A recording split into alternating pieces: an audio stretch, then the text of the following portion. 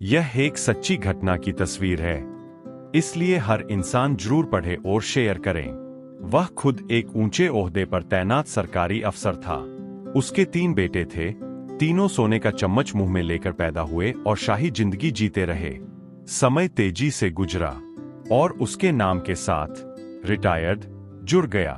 ओहदे की अवधि खत्म हुई, वह रिटायर हो गया और अब जिंदगी का सफर आखिरी पड़ाव की तरफ बढ़ चला। बेटों ने बाप के ओहदे का भरपूर फायदा उठाया। कहते थे, हमें क्या फिक्र है, हमारे बाप 22 ग्रेड के अफसर हैं, हमारे काम अपने आप हो जाएंगे। और होते भी रहे। सिर्फ एक टेलीफोन कॉल पर सब कुछ कदमों में हाजिर हो जाता था। फिर वह दिन आ गया जब बेटे ये भूल गए कि यही वह बाप है जिसके नाम और ओहदे की वजह से लोग हमें सर सर कहते थे। बाप किसी बीमारी की वजह से चलने फिरने और बोलने से लाचार हो गया। बेटे कहने लगे, अब तो बाप की कमजोरी देखी नहीं जाती। एक बेटे ने कहा, अब्बा की जमीन जायदाद और माल की बात कर लेते हैं, न जाने कब मर जाएं। अब तो शर्म आती है बताते हुए कि लोग क्या कहेंगे। जब दोस्त आते हैं तो सामने यह बूढ़ा पड़ा होता है।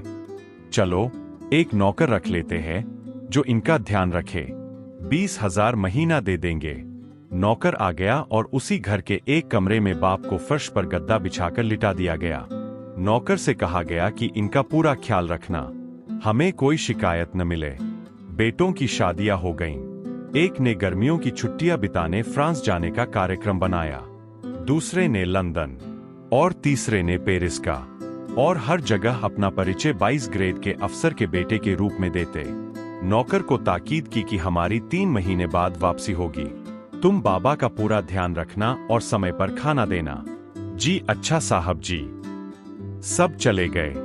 वह बाप अकेला घर के कमरे में लेटा सांस लेता रहा। न चल सकता था, न खुद से कुछ मांग सकता था।